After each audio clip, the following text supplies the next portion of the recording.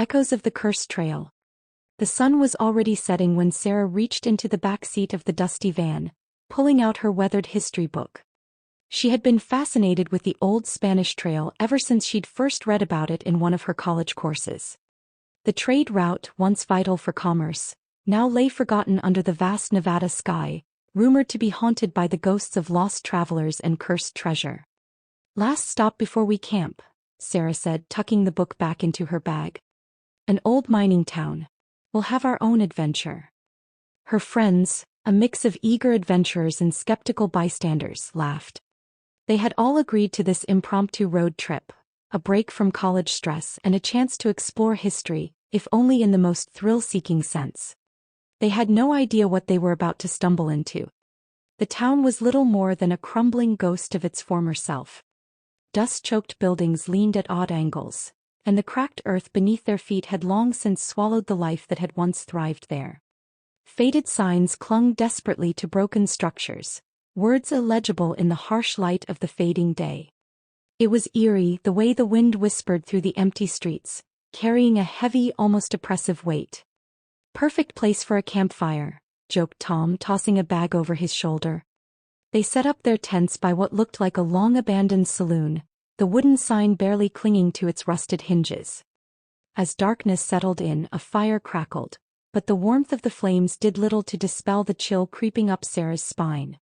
She couldn't shake the feeling that something was watching them just out of sight. "You okay?" Emily asked, her voice soft. Sarah nodded, but her eyes kept darting to the shadows that seemed to stretch unnaturally long. "Just strange." The group laughed off her discomfort. It was a joke to them, part of the charm of the place.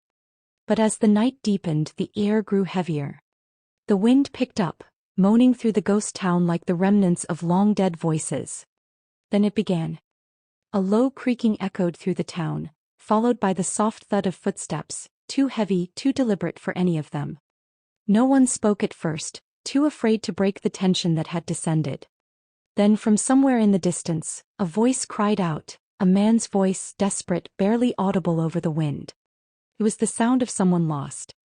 "Did you hear that?" whispered Tom, his face pale in the firelight. Everyone nodded. Even Sarah, who had prided herself on being the skeptic, felt a shiver crawl down her back. As the night wore on, more sounds filled the air, footsteps, whispers, and the distant clanging of metal. One by one they began to see glimpses, flickers in the dark. Figures, half-formed and ghostly, standing at the edge of their campfire's light, vanishing as quickly as they appeared.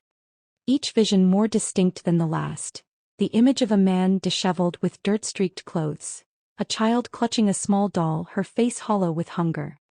When Sarah couldn't take it anymore, she stood up abruptly. "I'm going to explore the town. Maybe there's something." "No way," Emily interrupted, her voice trembling. "We need to leave. Now." But Sarah couldn't resist. She had studied the old Spanish Trail for years, its history, its tragedies.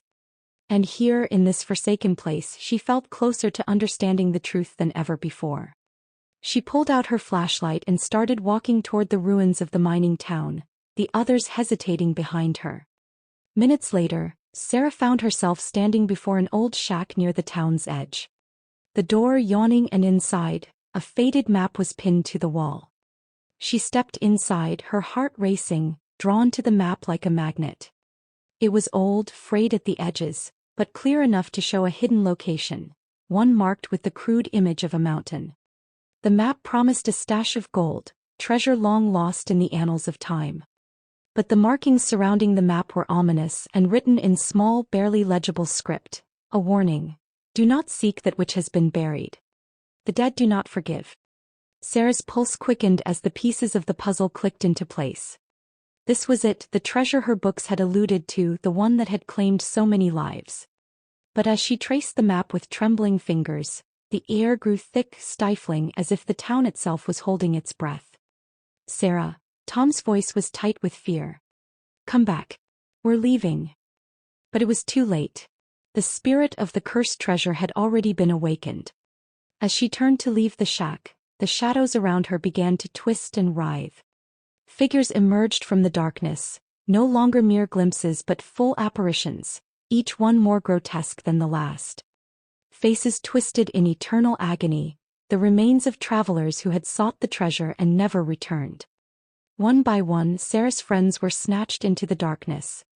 The air around her thickened, the temperature plummeting as the spirits closed in. Tom screamed, a piercing cry that was swiftly cut off. Panic surged. Sarah grabbed her flashlight and bolted, her heart hammering as she ran through the maze of decaying buildings. Her mind raced. The map. The treasure.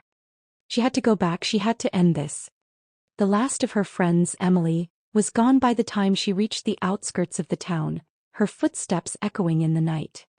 In the distance, the bright lights of Las Vegas gleamed like a false promise on the horizon. They were close now, the spirits only moments behind her. She stumbled onto the highway, the hum of traffic a cruel reminder of the normal world she had almost forgotten. But the curse had followed her, and it had already begun to warp the reality around her. In the neon-lit streets of Las Vegas, the world turned upside down. The crowds, the flashing lights, all became a maze of distorted reflections. In the windows she saw herself but not her own face. It was twisted in fear, her eyes wide with terror. She turned away but the reflection followed. The spirit had crossed into the present, now manifesting in every reflective surface, hunting her down. Sarah's breath came in shallow gasps. She had to go back. There was no choice. With a final surge of will, Sarah found her way back to the old mining town, her mind racing. The treasure. The cursed treasure. The only way to end it was to return it to its rightful place, to lay the souls to rest. In the desolate town she stood before the ghosts, sickly pale, hollow-eyed. "I'm sorry," she whispered as the wind howled through the crumbling buildings. "I'll put it back." But as she lowered the treasure back into the earth, the ground trembled beneath her feet. The ghosts watched, their faces filled with silent sorrow. "Think,"